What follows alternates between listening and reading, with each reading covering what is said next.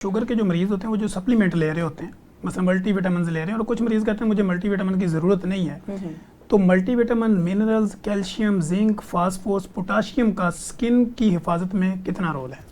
बहुत ज़्यादा रोल है। एक ज़माना था जब हम मल्टीविटामिन्स जो थे उनकी प्रिस्क्रिप्शंस को इतना ज़्यादा एथिकल नहीं समझते थे। वी वुड बी टोल्ड कि आप लोगों ने हर बंदे को लिखने की ज़रूरत नहीं है। बट देन मैं अभी आपको बता दूं कि WHO की भी लेटेस्ट गाइडलाइंस में every child under 5 years should get a multivitamin supplement, चाहे वो कितनी भी अच्छी डाइट खा रहा है। Same goes true with people जो एडल्ट हैं और जिनको डायबिटीज़ है।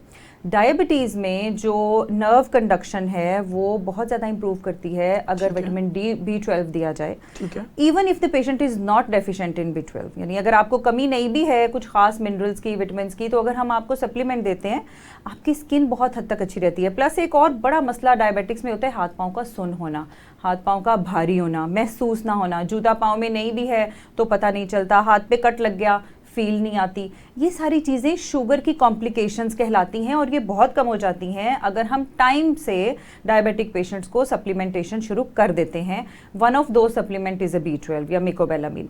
अच्छा, जो बाकी मिनरल्स हैं जैसे iron, calcium, phosphate, potassium, they are equally important and considering today's weather तो ये और भी ज़्यादा इंपॉर्टेंट हो जाती है क्योंकि हम कॉन्स्टेंटली इनको लूज़ कर रहे होते हैं अपनी स्किन से, स्वेटिंग के थ्रू लूज़ कर रहे होते हैं, यूरिन में, फीसिस में, constantly we are losing these minerals, तो हमें इनको ऑब्वियसली सप्लीमेंट करने की ज़रूरत पड़ती है।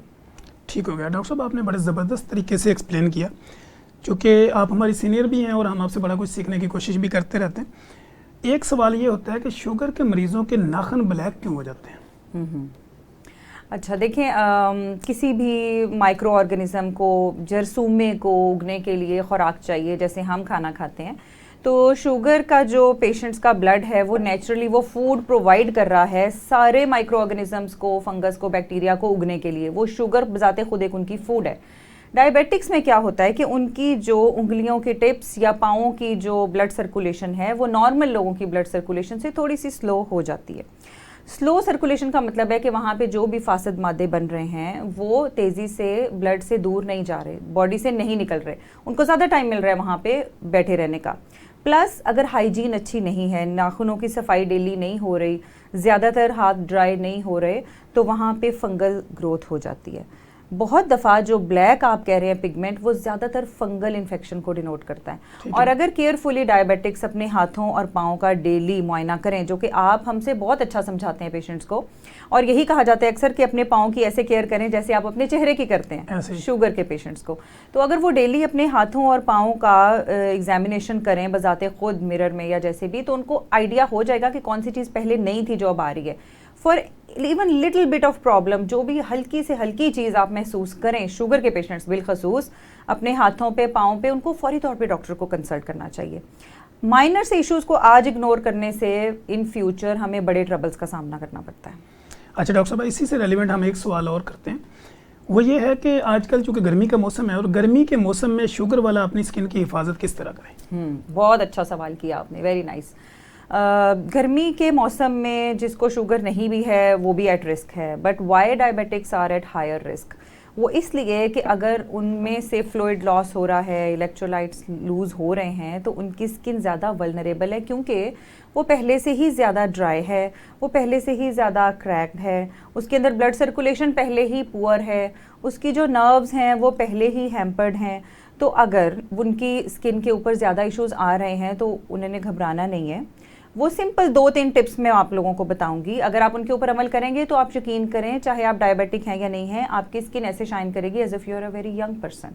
अच्छा जी, अब करना क्या है कि आप डेली मॉर्निंग में या नाइट में जब भी आपके पास टाइम है, एक सिंपल सा कोई घर में मॉइस्चराइजर लोशन रखें। Lotion, I am not saying balm, not saying Vaseline, कोई थिकर चीज़ नहीं होनी चाहिए, वेरी थिन लोशन जो आपकी स्किन के अंदर एब्जॉर्ब हो जाए।